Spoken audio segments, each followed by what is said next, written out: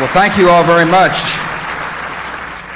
The kindest gift anyone can give a president and his family is prayer.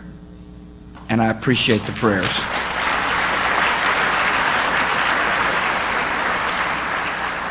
I'm so honored to be with you all to pay tribute to an exceptional man and to further a great cause. Leon Sullivan understood an important principle. If we want to live in a world that is free, we must work for a world that is just. The free people of America, the free people of America have a duty to advance the cause of freedom in Africa. American interests and American morality lead in the same direction. We will work in partnership with African nations and leaders for an African continent that lives in liberty and grows in prosperity. I want to thank Andrew Young for his service to our great country. I appreciate his friendship. I also want to welcome my friend, the President of the Federal Republic of Nigeria, on this stage, and I want to congratulate him on receiving the prestigious Leon H. Sullivan Summit Award. You have picked a good man.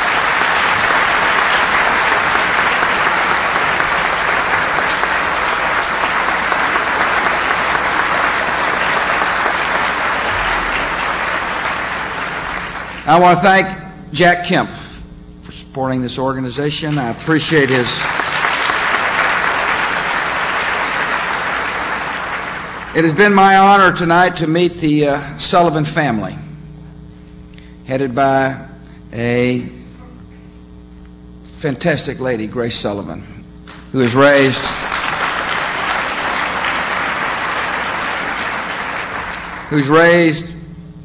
beautiful children, people who are willing to follow the example of their dad.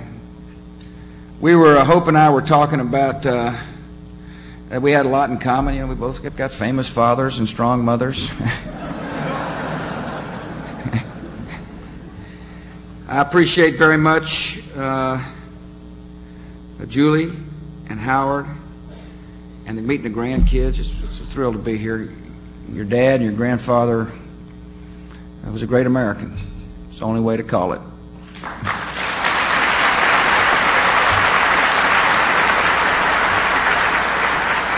I appreciate so very much members of my cabinet and my inner circle being here. Of course, the great Secretary of State, Colin Powell.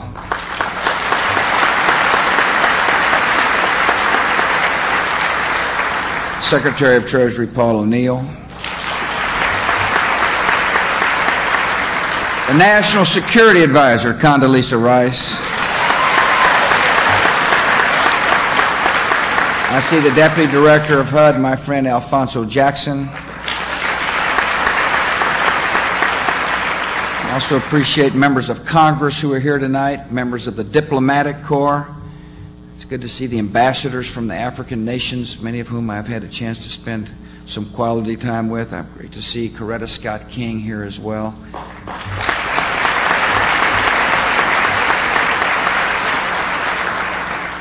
Thank you all for coming and supporting this important dinner. Thank you for giving me the chance to talk about my administration's plans for the continent of Africa.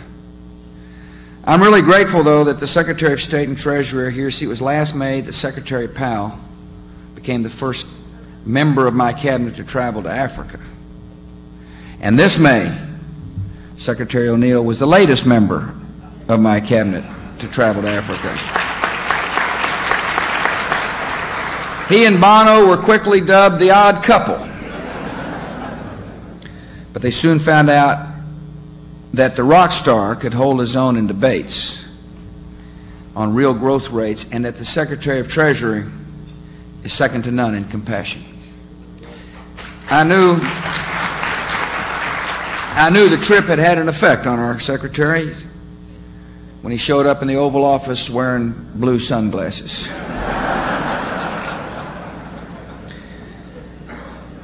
Here's what we believe. Africa is a continent where promise and progress are important. And we recognize they sit alongside disease, war, and desperate poverty, sometimes even in the same village.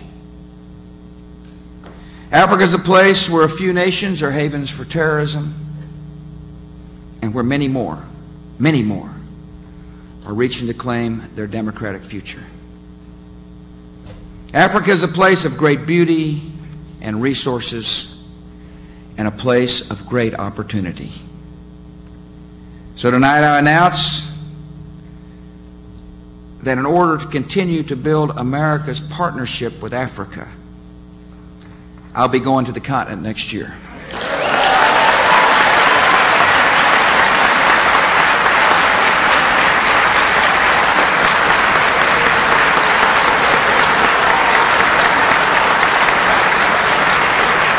Can I come to your place?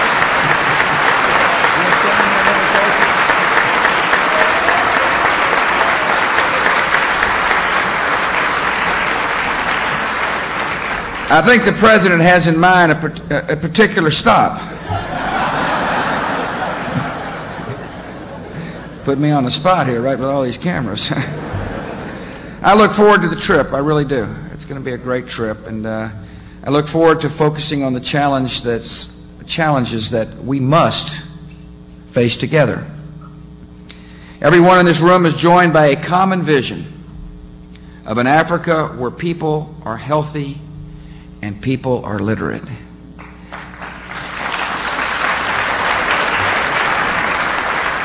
A vision that builds prosperity through trade and markets. A vision free from the horrors of war and terror. America will not build this new Africa. Africans will.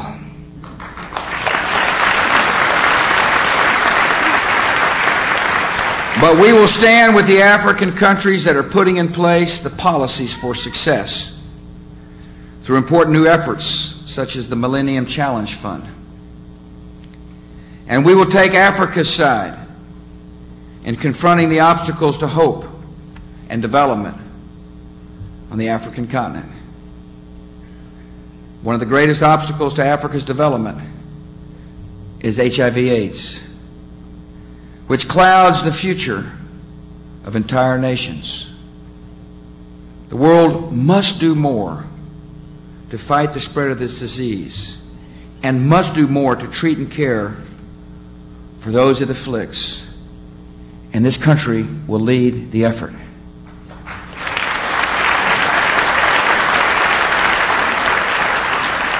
My administration plans to dedicate an additional $500 million to prevent mother-to-child transmission of HIV. And as we do so, we will work to improve health care delivery in Africa and in the Caribbean. This will allow us to treat 1 million women annually and to reduce the mother-to-child transmission by 40% within 5 years or less in the countries we target. Every year, it is important for my fellow Americans to understand this statistic. Every year, approximately 2 million HIV-infected women give birth. More than 1 in 3 will pass the virus on to her baby, meaning that on the continent of Africa, there are close to 2,000 more infected infants every day. We will begin to save many of these young lives by focusing our efforts on countries where the problem is most severe and where our help can have the greatest impact. We will pursue proven and effective medical strategies that we know will make a difference. And when the lives of babies and mothers are at stake, the only measure of compassion is real results. In places with stronger health care systems, we will provide voluntary voluntary testing, prevention, counseling, and a comprehensive therapy that we know is highly effective in reducing virus transmission from mother to child. We know it works. In places with weaker healthcare systems, we'll provide testing and counseling and support one-time treatment programs that reduce the chances of infection by nearly 50%. Most importantly, we will make a major commitment to improve healthcare delivery systems in these countries. We will pair hospitals in Africa with hospitals in America. We will deploy volunteer medical professionals to assist and train their African counterparts. And we will recruit and pay African medical and graduate students to provide testing and treatment and care. As healthcare delivery systems improve in these nations, even more progress will be possible. And as we see what works, as we're confident that our money will be well spent and results will matter, we will make more funding available.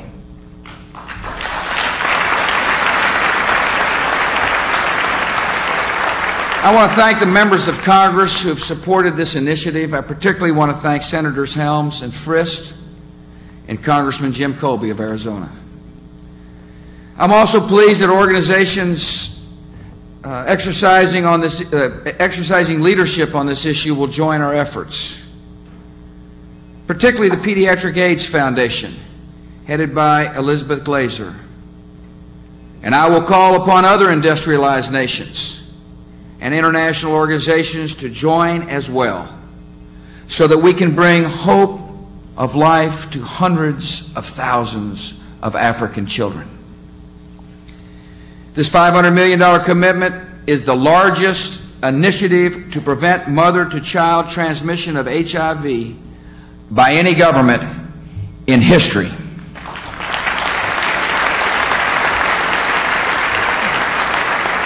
It's important for you to know that this funding will complement the nearly $1 billion we already contribute to international efforts to combat HIV/AIDS. The money will complement the $2.5 billion we plan to spend on research and development of new drugs and treatments. And it will complement the $500 million we've committed to the Global Fund to fight AIDS and other infectious diseases. Lack of education is the second great barrier to progress in Africa.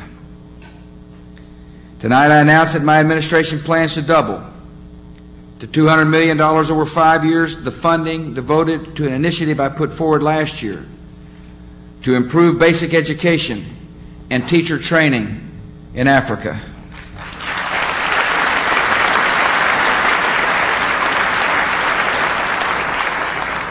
Here's what we believe we can achieve.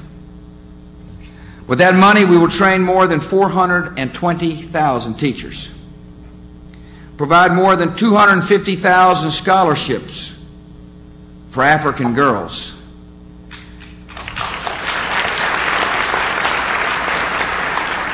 and partner with historically black colleges and universities in America to provide 4.5 million more textbooks for children in Africa. As we do so, we'll make sure the school system's more open and more transparent, so African moms and dads can demand needed reform. Education is the foundation of development and democracy in every culture, on every continent. And we'll work to give Africa's children the advantages of literacy and learning so they can build Africa's future. The third great obstacle to Africa's development is the trade barriers in rich nations and in Africa itself that impede the sale of Africa's products. The African Growth and Opportunity Act is a tremendous success. My administration strongly supports efforts in Congress to enhance AGOA and to encourage more U.S. companies to see Africa's opportunities firsthand. I propose holding the next AGOA forum in Africa to coincide with my visit.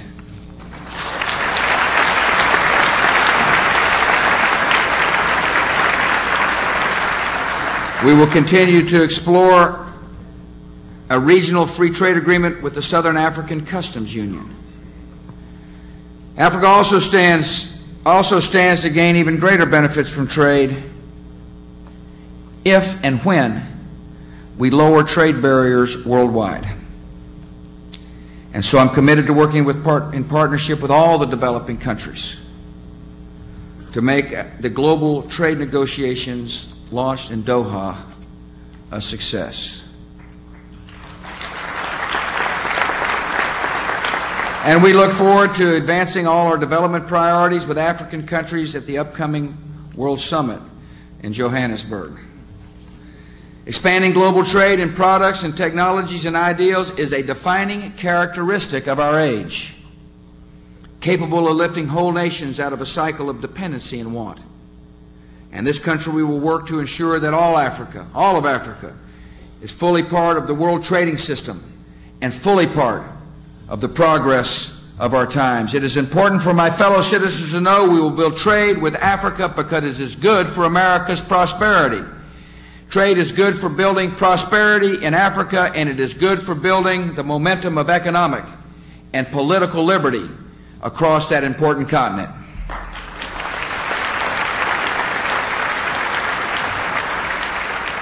And finally, for Africans to realize their dream of a more hopeful and prosperous future, Africa must be free from war and free from terror.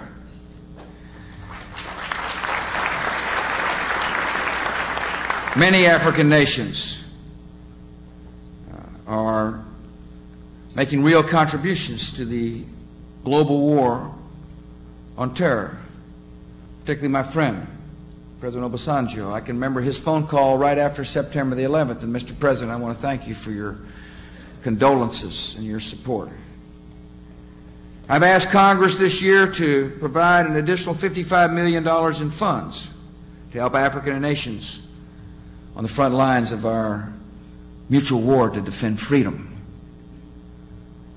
The United States is committed to helping African nations put an end to regional wars that take tens of thousands of lives each year.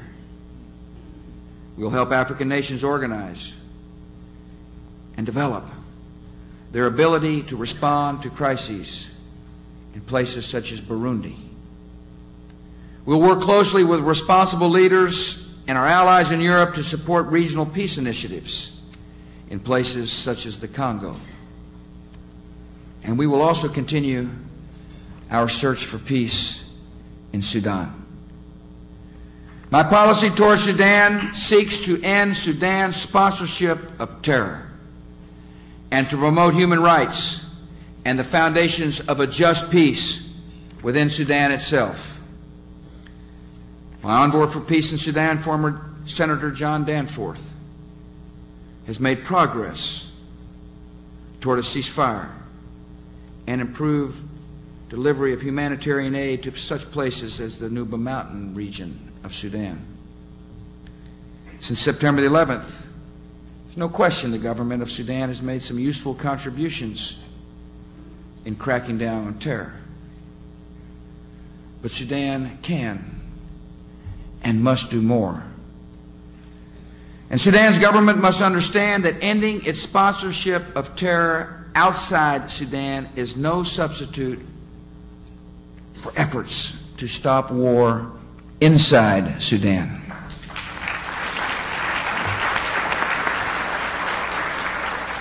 Sudan's government cannot continue to talk peace but make war, must not continue to block and manipulate UN food deliveries, and must not allow slavery to persist.